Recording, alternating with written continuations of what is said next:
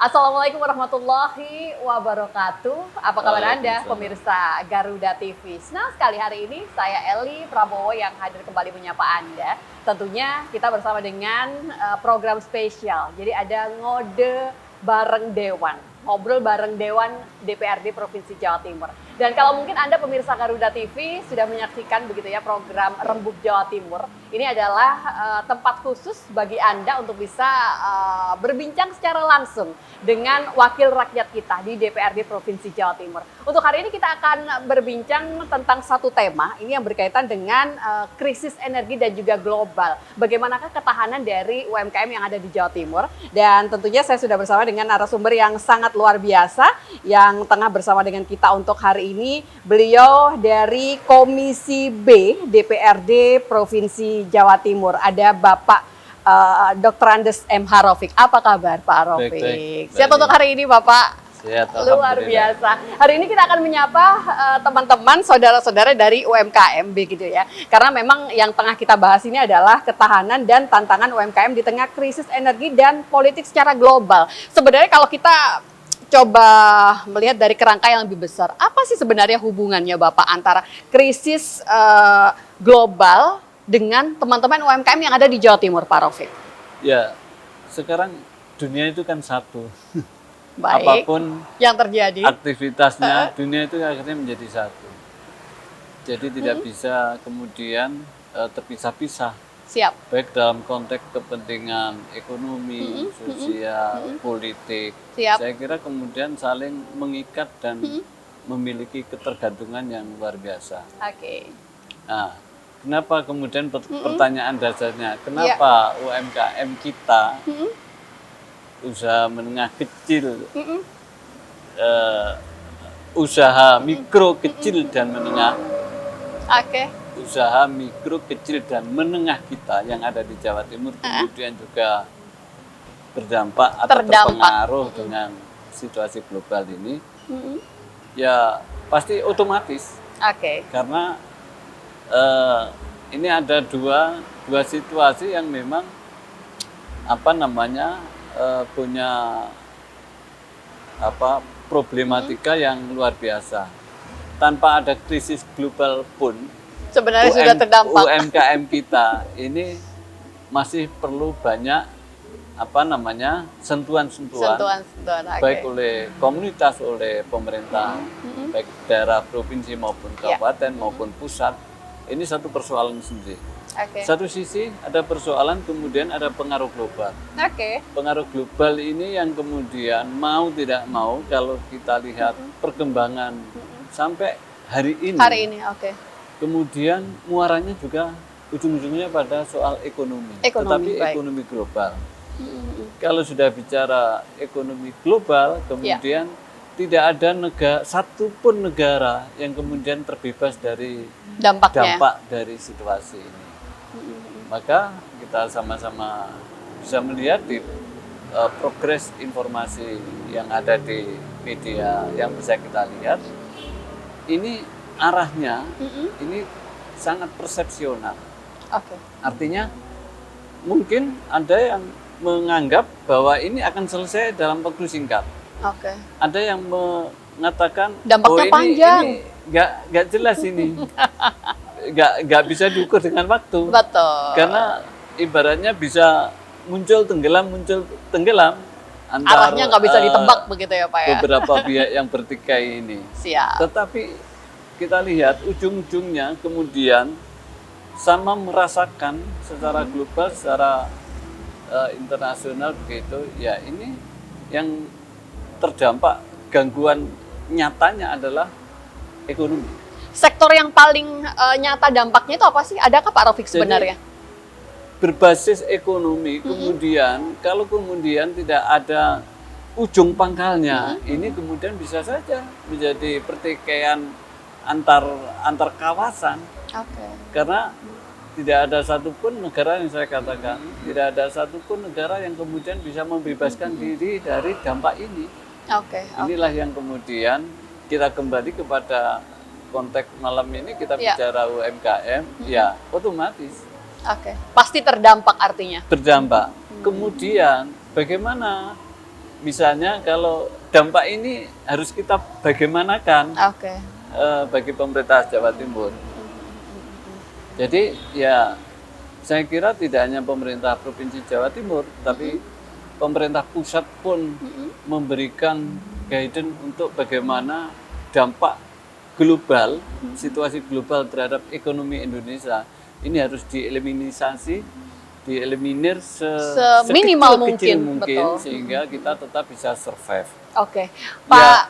ini ada yang mengatakan bahwa ini ujung-ujungnya sebetulnya energi. Oke. Kemudian dari energi kemudian melebar kemana-mana. Kemana-mana, betul. Nah ini yang kemudian kalau kita lihat di Pak Prabowo sendiri concernnya bagaimana kita memiliki kekuatan, ketahanan dan swasembada energi. Energi. Oke. Tidak hanya energi, energi ini untuk apa? Untuk kesejahteraan rakyat di berbagai bidang dan di berbagai sektor, termasuk sektor UMKM Oke. yang Baik, kita Pak Raufik, bicarakan. kembali pada tema kita di hari ini begitu ya, yang pada UMKM yang ada di Jawa Timur.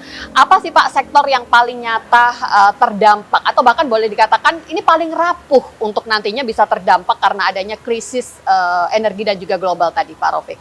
Jadi gini, kita melihat UMKM kita dominasi dominasi sektornya atau dominasi bidang yang dikerjakan itu sebetulnya tidak lebih dari 3. Artinya Oke. tumpuannya ini didominasi dari 3 hal. Yang pertama makanan dan minuman. Makanan minuman. Jadi makanan dan minuman ini bisa dalam skala besar, menengah dan kecil. Ya. Kemudian tekstil, kita Oke, Jawa siap. Timur ini tekstil, dan yang ketiga pengolahan tembakau. Ini UMKM kita pergerakannya luar biasa Jawa Siap. Timur di 3 bidang ini. Lah,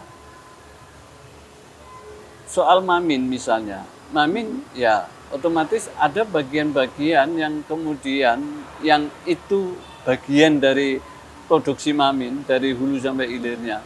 Ada yang masih harus tergantung dengan import, itu Import. yang kemudian memberikan dampak. Dampak, betul. Contoh gampang aja plastik lah. Itu Betul. menjadi plastik ini kan Bahan sampai bakunya detik banyak. ini tidak bisa dipisahkan dari kegiatan-kegiatan usaha makanan dan minuman. Betul. Apakah untuk kelengkapan macam-macamnya lah. Nah ini juga sudah terdampak kan. Belum lagi yang lain. Oleh karena itu bahan-bahan yang kemudian untuk memberikan daya kekuatan kepada UMKM yang bisa kita hasilkan sendiri di Jawa Timur ini kita perkuat. Oleh karena itu kalau makanan dan minuman kemudian basisnya kita perkuat, saya kira dampaknya tidak seberapa. Bisa kita ada ukuran-ukurannya yang kemudian menjadikan UMKM kita masih bisa survive.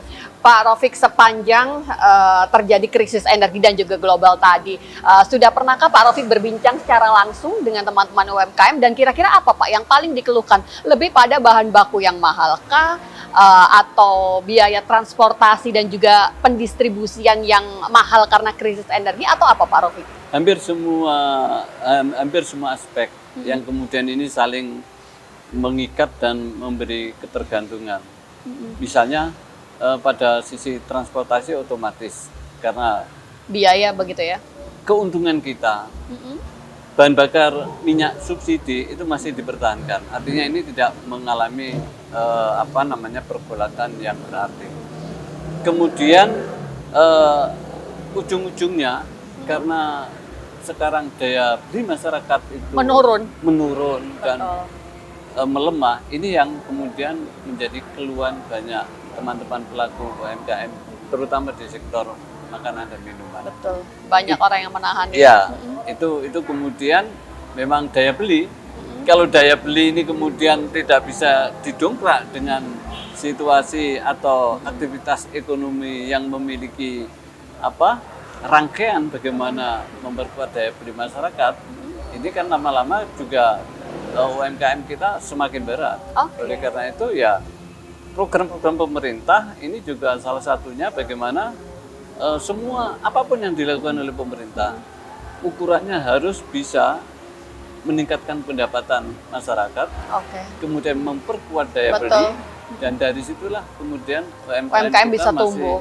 ada jaminan untuk survive. Oke, baik. Nanti di segmen berikutnya tentunya kita akan mencari tahu pemirsa Garuda TV upaya apakah yang terus akan didorong dan juga dilakukan oleh DPRD Provinsi Jawa Timur tentunya untuk bisa menjadikan UMKM yang ada di Jawa Timur ini tetap bisa survive di tengah krisis energi dan juga krisis global yang terjadi untuk sekarang ini. Dan pastikan Anda tetap bersama dengan kami.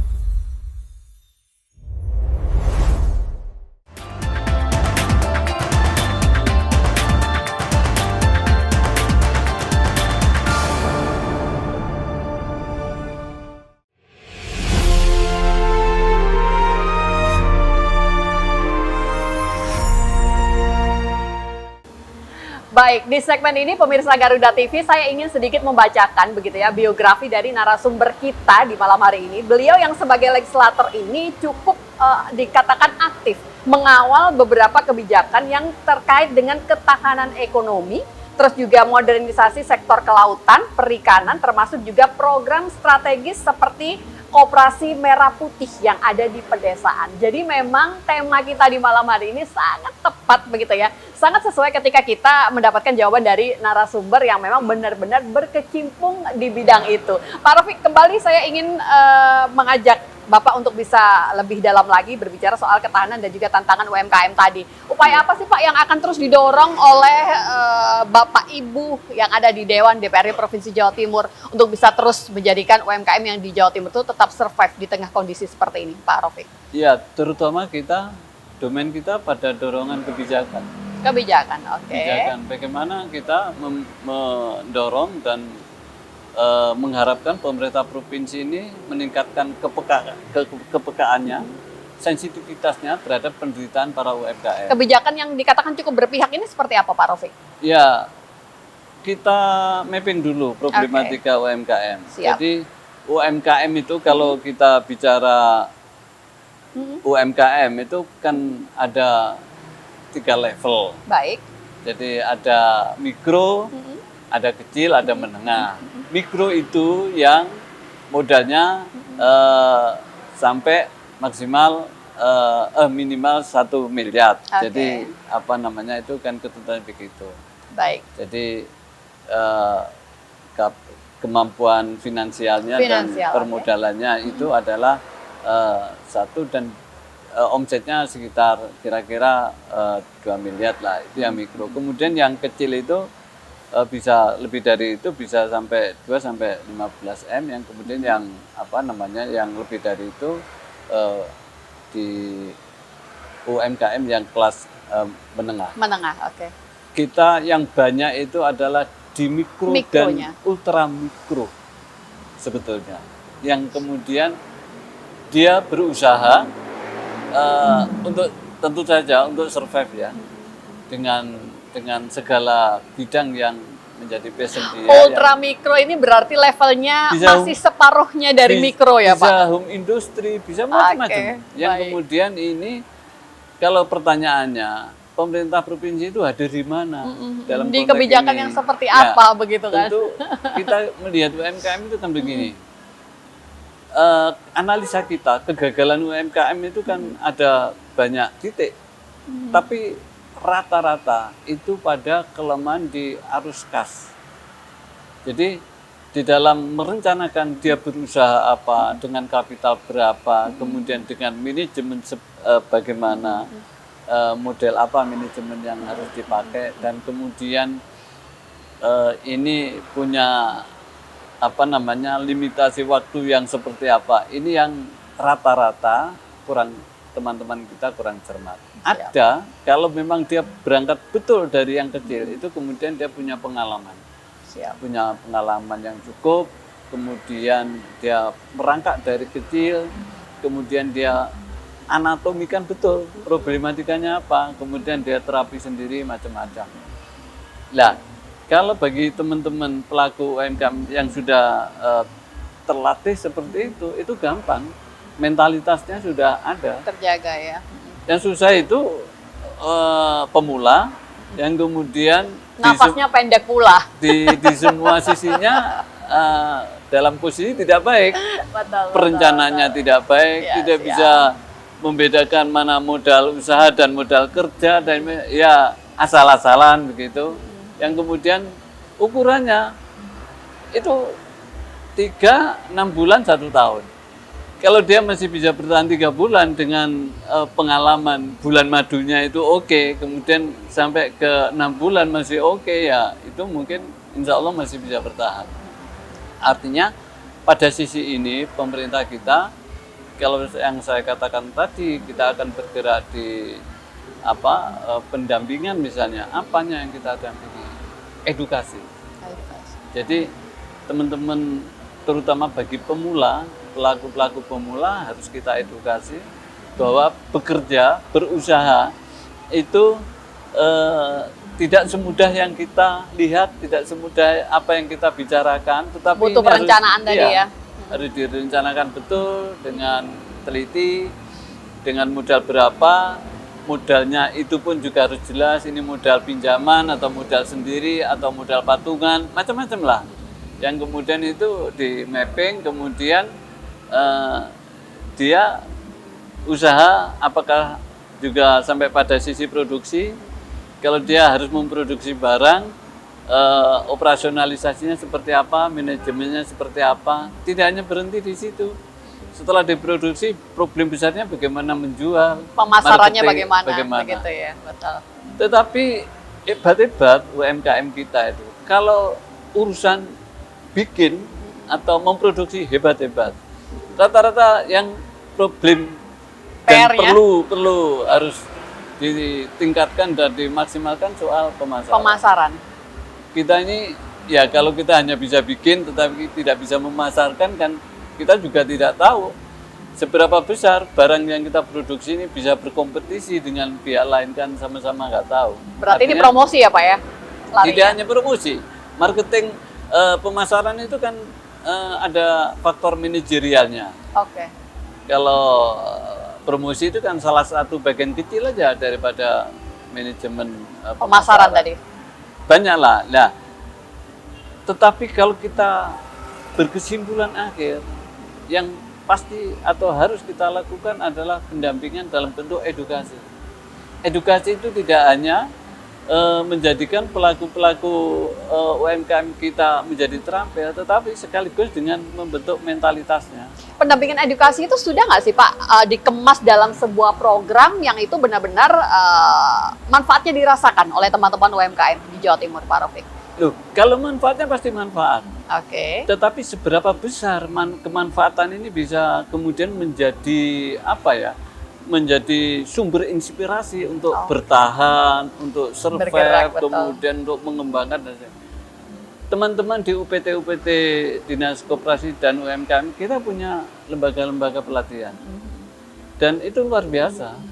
Tetapi ya begitu itu. Yang mesti kita harus cermati ulang adalah bagaimana setelah pelatihan, kemudian ketemu problem dasarnya, kemudian dia mulai berusaha, kemudian tetap ada pendampingan secara berkala. Seberapa jauh progres dia di dalam melakukan kegiatan-kegiatan usaha itu. Ini yang harus tidak boleh putus. Betul, karena kadang batu sandungannya itu berada di tengah ketika mereka sudah berusaha untuk maju dan juga survive tadi ya Pak. Jadi kadang-kadang masih 3 bulan kemudian sudah tidak untung, kemudian mengalami kesulitan-kesulitan, Dan itu saat itu sudah anggapannya bangkrut. Ini belum bangkrut. Ini lagi-lagi soal mentalitas. Betul. Ketahanan di dalam mengelola, di dalam mengembangkan usaha itu seperti apa. Ini yang rata-rata menjadi problem bagi kita. Pak, biasanya kalau bicara soal yang super mikro tadi ya, yang benar-benar di bawah mikro, itu lebih pada hambatan yang sering dihadapi itu adalah permodalan. Dinas terkait atau juga mungkin pemerintah Provinsi Jawa Timur, Bapak melihat sudah memberikan solusi yang berkaitan dengan itu nggak sih, Pak Rafiq? Kalau permodalan itu kan tergantung dari seberapa besar dia membutuhkan, dan semuanya kan akan di mapping. Oke. permodalan itu akan bisa hadir kalau kemudian perencanaan di dalam usaha dia itu memang visible. Jadi bank itu kemudian pasti akan senang kalau kemudian ini ada pengusaha, usahanya oke, dilihat cash flow-nya bagus, kemudian kalau dia produsen di dalam memproduksi sampai pemasaran juga Jelas begitu tidak ya. banyak hambatannya, tinggal pengembangan usaha saya kira banyak bank yang mau. Dan untuk usaha kecil ini kan kita hadir di pemerintah provinsi juga menyiapkan skema-skema kredit murah, Oke. KUR dan lain sebagainya. Dan Oke. ini terus didorong. Kalau yang untuk UMKM yang memang dalam skema kredit untuk UMKM itu misalnya bank UMKM kita itu selalu memberikan dukungan. Tetapi dukungan ini untuk siapa? Ya untuk pelaku usaha yang memang usahanya visible. Oke. Kalau yang coba-coba dan masih berspekulasi total, penuh spekulasi, ya tentu saja bank juga mungkin pandangannya berbeda. Oke, itu artinya ketika usaha kita masih berada di level itu tadi butuh yang namanya edukasi tadi seperti yang Pak Rafiq sampaikan ya. Kita akan coba jeda sebentar, nanti kita akan lanjut kembali dan pastikan Anda tetap bersama dengan kami.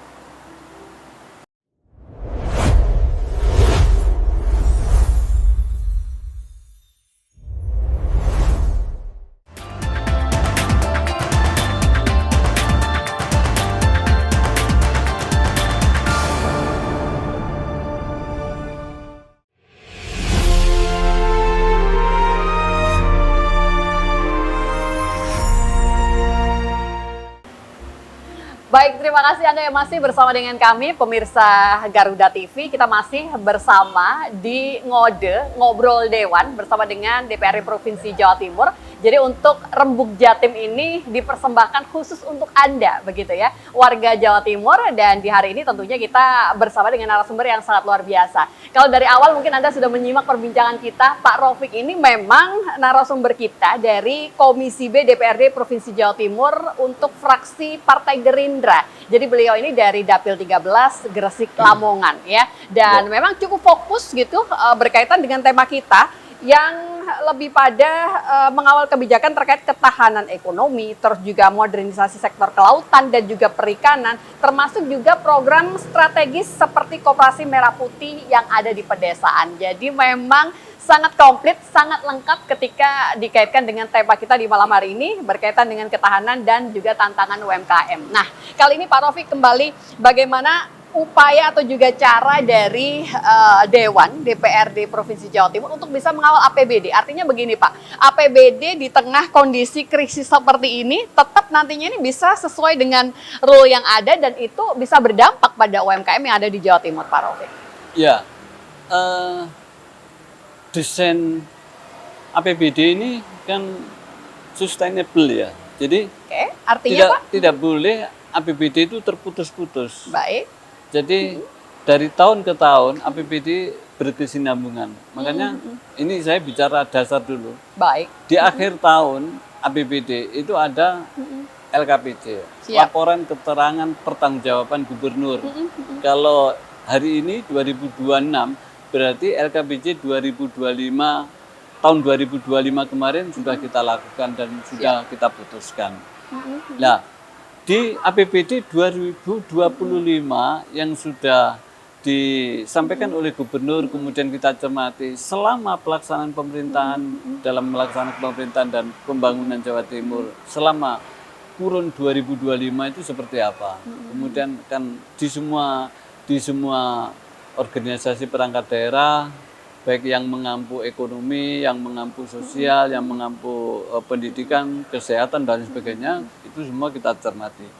Kalau ada hal-hal yang pada APBD yang lalu itu ada tidak sinkron, ada kekurangan, ada kesalahan dan ada ketidaksempurnaan, maka itu direkomendasikan oleh DPRD untuk dilaksanakan di APBD 2026 ini. Oke, sekarang itulah ini ya. yang saya sampaikan bahwa APBD ini tidak berdiri sendiri, tetapi APBD ini berkesinambungan, ada sustainable-nya. Dan ini adalah sesuai atau menjawab terhadap visi misi gubernur ketika dia kampanye yang kemarin. Jadi visi misinya apa, kemudian dielaborasi dalam bentuk program kegiatan, kemudian kita cermati bersama-sama. Kembali kepada soal UMKM. Demikian halnya soal bidang ekonomi khususnya yang berbasis UMKM. Ini UMKM itu pengampunya atau sandarannya itu ada di beberapa dinas. Dinas Koperasi dan UMKM. Itu yang leading sektor yang secara langsung. UMKM juga berhimpitan dengan Dinas Pertanian, Dinas Perkebunan, dan semuanya ini menjadi kesatuan ketika UMKM ini bergerak di bidang apa, membutuhkan bahan baku apa. Kemudian Dewan yang domainnya memberikan dorongan kebijakan dan keputusan-keputusan politik yang secara instrumentatif itu menjadi alatnya gubernur di dalam membelanjakan uang APBD itu, maka dalam konteks ini ya pendampingan, kita pendampingan. UMKM ini tidak boleh kita lepas sendiri. Betul. Karena banyak problem, banyak masalah yang itu butuh tangan-tangan pemerintah, baik pemerintah provinsi maupun kabupaten. Nah, kita selalu bersinergi dengan kabupaten kota di dalam bagaimana melakukan tidak hanya pembinaan agar UMKM ini tetap bisa survive, tetapi dia bisa naik kelas. Dari yang mikro kemudian bisa menjadi kecil, dari yang kecil bisa menjadi besar, dari menengah itu kan sebetulnya sudah dalam skala besar. Tidak kalau kita lihat kapitalisasinya. Nah, inilah yang sesuai dengan tekad Pak Prabowo, terutama di Kementerian Koperasi dan UMKM kita, Bang Ferry itu memberikan dorong bagaimana UMKM hanya berkutat di level-level yang kemarin yang tetap aja. Ini harus cepat naik kelas, cepat naik kelas. Nah, bisa naik kelas antara lain Kementerian Koperasi dan kita juga beberapa kali kita perbincangkan kalau problematikanya adalah pada soal permodalan. Itu ada di bawah Kementerian Keuangan ada lembaga keuangan non-bank yang namanya LPDB, Lembaga Pembiayaan Dana Bergulir. Itu yang bisa LPDB, Lembaga Pembiayaan Dana Bergulir. Inilah yang kemudian dipersiapkan harus diserap sebesar-besarnya bagi UMKM agar naik kelas tadi. Agar naik kelas. Karena LPDB ini, lembaga keuangan non-bank ini di bawah Kementerian Keuangan, ini memiliki dana, berapapun dana yang dibutuhkan. Tentu saja menjadi problem bagi teman-teman bagaimana melengkapi persyaratan yang secara administratif betul. menggambarkan orang itu ada trust, ada kepercayaan. LPDB kan harus percaya, oh ini usaha sampean, oh iya ini dibuktikan dengan apa, ini. Ini loh, jadi, fasilitas sudah ada, tinggal bagaimana kita bisa melengkapi begitu ya Pak ya. Itulah yang saya kira kita tidak lelah-lelahnya untuk memberikan dorongan kepada pemerintah provinsi untuk selalu hadir dan mengawal betul terhadap kehidupan UMKM ini. Oke, baik. Karena sebetulnya kekuatan Jawa Timur itu ada di UMKM, sepakat. Baik, Pak Rafiq, pertanyaan saya berikutnya ini mungkin mewakili kondisi yang ada sekarang begitu ya. Kondisi global yang tidak menentu, pasar domestik atau juga lokal yang lesu, tapi faktanya juga dibanjiri oleh barang-barang impor, Pak. Nah, ini bagaimana regulasi yang nantinya akan bisa melindungi Bapak yang ada di Jawa Timur, Pak Rafiq? Kita percaya di era Bapak Prabowo ini, saya kira tidak mudah lah impor itu. Karena apa? Karena kita lihat dulu. Contoh misalnya, kalau contoh aja susu misalnya, dan ini juga terkait dengan UMKM juga. Susu itu memang kita nggak punya susu. Kecukupan susu kita memang terbatas. Karena susu itu kan tidak bisa diproduksi dari hewan hidup kan, sumber barangnya. Sedangkan kebutuhan kita besar, begitu ya. Sapi perahnya kemudian dipelihara, kemudian diambil susunya, kemudian diolah, bisa menjadi macam-macam. Kita memang nggak ada, populasinya memang rendah. Di 5 juta kebutuhan kita hanya punya 2 juta, yang 3 juta ya impor. Kalau tidak impor, pabrik-pabrik produsen susu itu tutup semua. Itu memang kecuali itu. Tetapi seiring dengan problem itu, pemerintah terutama Provinsi Jawa Timur ini sedang mempersiapkan bagaimana populasi sapi perah penghasil susu itu kemudian ditingkat gandakan, dilipat gandakan, dan beberapa sudah didatangkan dan memang ini harus dikerjakan karena untuk memenuhi susu. Contoh itu. Yang lain, selama itu barang ada di kita dan kemudian bisa kita upayakan. Siap. Dan dalam berbagai bentuk produksinya, ya saya kira tidak gampang kita impor. Kecuali kalau memang kita sudah tidak memiliki bahan-bahan itu, dan bahan itu adalah menjadi kebutuhan pokok bagi masyarakat kita. Baru keputusan impor itu harus dilakukan, begitu ya. Pak Raufik, ini adalah segmen yang terakhir dan tentunya pemirsa Garuda TV ini butuh begitu kan beberapa kesimpulan penting yang mungkin bisa disampaikan dalam talkshow kita kali ini. Monggo silakan Bapak. Ya. Bagi pemerhati dan pemirsa Garuda TV, saya kira di momen malam ini pesan moral saya, karena kita bicara UMKM itu sesungguhnya bicara hidup mati kita, karena sebagian teman-teman kita berjibaku di UMKM. Maka saya ingin memesan kita jaga agar UMKM ini bisa survive. Usaha-usaha kita bisa survive. Oleh karena itu, yang menjadi kebutuhan kita adalah kita harus pandai-pandai beradaptasi dengan situasi yang tidak menentu ini. Jadi, adaptasi itu apa? Adaptasi itu ada fleksibilitas di dalam bagaimana kita untuk bertahan hidup. Baik. Kalau kemarin-kemarin kita bisa punya target keuntungan sekian-sekian, kalau hari ini ada kesulitan-kesulitan untuk mencapai target itu, ya kita mau tidak mau harus berani menyederhanakan target itu. Itulah yang barangkali menjadi kekuatan mengiringi situasi global yang tidak menentu ini. Jadi bagaimana kita harus pandai-pandai beradaptasi dengan situasi, dengan lingkungan dan ekosistem kita yang ada sekarang ini. Tetapi yang penting kita tetap harus survive. Oke, baik. Terima kasih sekali Pak Raufik, luar biasa narasumber kita di malam hari ini. Politisi dari Partai Gerindra di malam hari ini memang sudah memberikan banyak sekali informasi penting, dan semoga apa yang kita perbincangkan di malam hari ini bisa memberikan manfaat, termasuk lebih pada teman-teman para pelaku UMKM yang ada di Jawa Timur. Itu tadi beberapa poin penting yang sudah disampaikan, dan insya Allah kita akan berjumpa kembali di lain kesempatan. Saya Eli Prabowo pamit, sampai jumpa. Wassalamualaikum warahmatullahi wabarakatuh. Waalaikumsalam. Matur nuwun Bapak, terima kasih sekali.